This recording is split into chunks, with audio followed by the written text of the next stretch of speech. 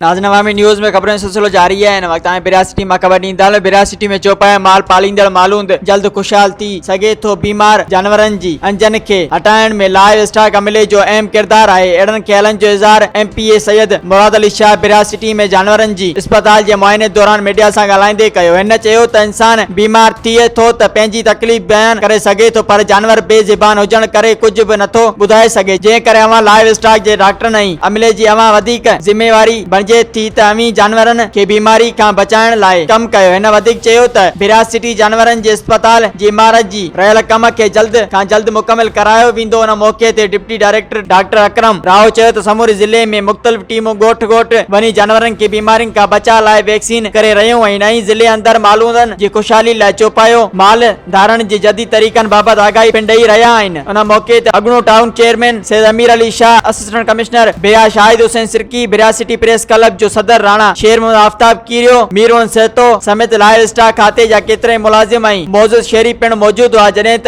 MPA Syed Murad Ali Shah ji जानवरन जी अस्पताल पहुंचण ते गुलन जे वर्खा करे शानदार इस्तकबाल कयो वियो। मजीद खबरों और तफसीलात के लिए विजिट करें हमारी वेबसाइट www.awamiNewsHD.com।